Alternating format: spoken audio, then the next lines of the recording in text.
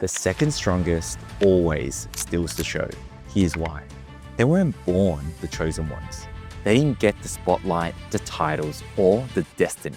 But somehow, they became the reason you kept watching. This video isn't about the main characters. It's about the ones right behind them, the second strongest, the rivals, the underdogs, the ones who stole our hearts by not being the best, but by never stopping anyway. Stay to the end and you'll understand why being second is actually what makes them first in our hearts. Subscribe now if you ever rooted for the underdog. Let's start with one of my favorite animes. He was a prince born into destruction, a warrior raised under tyranny. Vegeta didn't enter Dragon Ball as a hero. He came as a destroyer. When we first met him in the Saiyan saga, he was merciless. He doesn't flinch when killing Nappa. He laughs at death, but something shifts after he loses to Goku. It's not just pride that builds him, it's the feeling of being second. That inferiority burns into his core. He trains harder, fights harder, and screams louder than anyone else. The gravity chamber becomes confessional. Every drop of sweat is a scream against being less than Goku. During the Namek arc, Vegeta starts to evolve. His alliance with the Z Fighters is reluctant but critical. Each time he fights, he gets closer to redemption, but never all the way. Then, the Cell Saga hits, and we see it. Vegeta can surpass Goku, but pride breaks him. Majin Vegeta, that was his collapse and his awakening. He sacrificed himself not for victory, but for his family. And he did it knowing he wasn't number one. That scream before that explosion, that wasn't just pain, that was love from Vegeta. And now in Super, even after Goku gets Ultra Instinct first, Vegeta doesn't mimic it. He forges his own path. I know when I'm being patronized, and I don't care for the suggestion that you're stronger than me. Yeah, I wasn't really suggesting. What? Ultra Ego, a form that reflects his identity, not as Goku's shadow. Life lesson. Not being the best doesn't mean being irrelevant. Sometimes your rival is your mirror, and being second just means your growth arc is longer and deeper. Vegeta, thanks. For what? I should be thanking you, Kakarot. Nah, what do you mean? I loved every minute. Goodbye, my friend.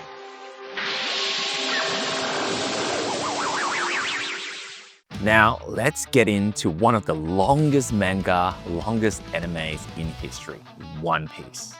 He made a promise, and nothing, not even death, could break it. He isn't the captain, but he's the foundation.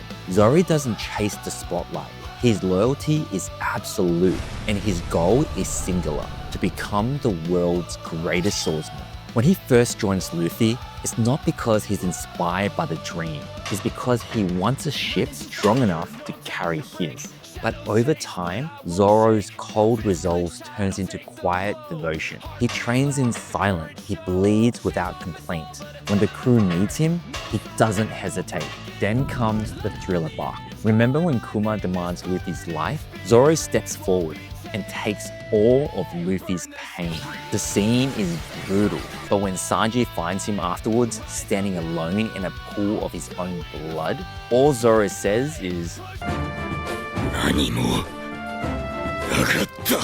that wasn't ego, that was duty. From Enies lobby to Wano, Zoro proves himself over and over. And even when he unlocks Conqueror's Haki, he doesn't boast, he just fights harder. His silence is his strength. Life lesson.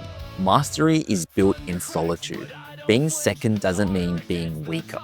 It means choosing to stand beside someone you believe in while chasing your own greatness. Now, let's get into one of my favorite ninja animes, Naruto. He didn't just want power, he wanted revenge.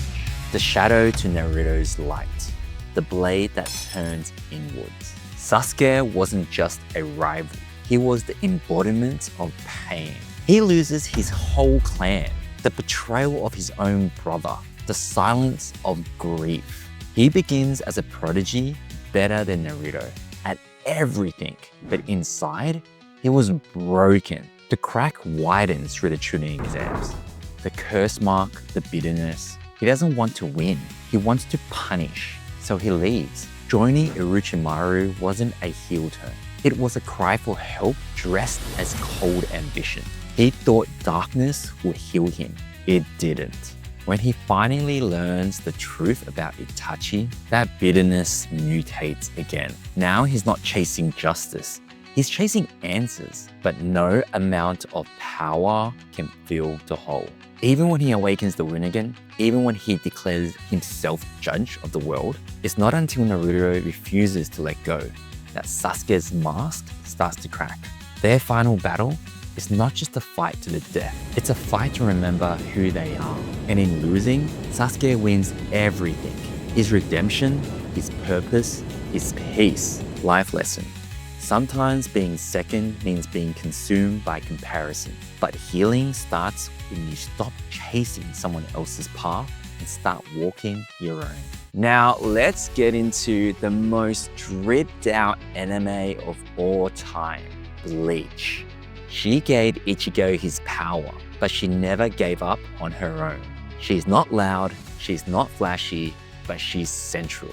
Rukia's role in Bleach is easy to underestimate. She's the one who kicks off the entire story, handing Ichigo his first Shinigami powers. But then, she steps back, or so it seems. Through the Soul Society arc, Rukia becomes a symbol of duty versus feeling. Her capture isn't just a plot device, it's a window into a world bound by rules. She faces death with dignity, but also fear. And when Ichigo saves her, she doesn't become damsel, she becomes the anchor. Rukia never tries to outshine anyone. Her victories are earned in moments of quiet strength, like when she finally unlocks her bunker. It's beautiful, deadly, icy, just like her. Life lesson. You don't have to be the loudest to lead. Being second means holding the line when others fall. Now, let's get into the most debatable next-gen big three. Starting off with one of my favorite hero animes of all time, My Hero Academia. He starts off as a bully. But I can still try my hardest, can I? You'd never be able to hang with the best of the best! You'd die in the exams! Then becomes the backbone. Explosive rage, unshakable pride, and a heart that learned to break. Bakugo began as every rival's trope wrapped in nitroglycerin. Loud, angry, violent. He bullied Deku, mocked his dream, and still, somehow, he couldn't look away because beneath the volume was fear. Fear of being past. Fear of being forgotten. When All Might chose Deku, Bakugo shatters inside. But what makes him second strongest is what he does next. He doesn't quit. You're shaking in your boots, you're so scared! Because you want to fight me anyway! That's why I hate you! He fights harder, learns teamwork, and most importantly, he learns to apologize. When Bakugo says sorry in Season 6, it's not just for Deku, it's for us, for every person who masked insecurity with arrogance. His growth is real, earned, explosive. Life lesson. Being second isn't about falling behind. It's about learning who you are when you're no longer number one in your own head. Up next, we're going into one of the best Japanese folktale anime, Demon Slayer. She never speaks, but she says everything. In a world of swords, demons, and screaming battle cries, her silence echoes the loudest. Nezuko's entire existence is an act of resilience. When her family is slaughtered and she awakens as a demon, she should have lost everything. Her mind, her soul, her humanity, but she holds on. From the moment she cradles a wounded Tanjiro instead of devouring him, we realize something. She's not just a supporting character. She's a living symbol of self-control. Bound by a bamboo muzzle, unable to speak, Nezuko still expresses more emotion than half the cast through gestures, tears, and eyes that burn with warmth and fury. Her strength isn't brute force, it's restraint. As the series progresses, Nezuko's powers becomes undeniable. She kicks demons across forests, she heals from injuries that would kill others. And yet, her greatest moments aren't in the action. They're in the choice to not become a monster. Season 2's rooftop battle during the entertainment district arc is a masterclass. Nezuko nearly loses control, bloodlust taking over, but she stops herself. That moment of trembling restraint, more powerful than any explosion. And in season 3, when Nezuko finally conquers the sun, something no demon has ever done, it's not treated as a cheap miracle. It's the result of everything she's endured silently. She's not just Tanjiro's sister. She's the reason he keeps going. Life lesson. You don't need to be loud to be strong. Real strength is choosing to fight your own instincts for the people you love. Now, let's dive into the sorcery world that took us on a roller coaster. Jujutsu Kaisen. He's the tactician, the quiet one, the last line between order and collapse. While Yuji punches with instinct, Megumi plays chess. Megumi isn't the flashiest sorcerer at Jujutsu High. He doesn't crack jokes like Gojo, he doesn't scream like Nobara, he doesn't even want to stand out. But when the curse hits the fan, everyone looks to him. From day one, Megumi carries a burden most wouldn't even notice: legacy. Born into the Zenin clan, one of the most powerful and toxic lineages in the Jujutsu world, he has seen what blind tradition can do. But instead of embracing his family's cruelty, he rebels in the quietest way possible. He becomes a better man. His technique, 10 Shadows, isn't easy. It's volatile, dangerous. But Megumi doesn't use it to dominate. He uses it to protect. In Season 2's Reggie Starfight, he stops holding back. He unlocks his domain expansion, not out of glory, but desperation. It's messy, incomplete, imperfect, just like him, but it works. Megumi is the embodiment of growth under pressure. He rarely smiles, often doubts himself, but in every arc, he proves one thing: you don't need to be the loudest sorcerer in the room to be the one people count on. Life lesson. Sometimes the strongest people are the ones who stay standing, not because they're fearless, but because they're needed. Next up, let's get into some devil anime. Chainsaw Man. You never see her coming, and when you do, it's too late. Makima doesn't yell, she commands. At first glance, Makima might seem like a dream boss, calm, nurturing, mysterious. She brings Denji off the streets, gives him food, a place to stay, and something he never had before: purpose. But as Chainsaw Man progresses, that dream warps into a nightmare. Makima is a controlled devil, and that's not just her species, it's her entire philosophy. She manipulates with kindness. She kills with a smile.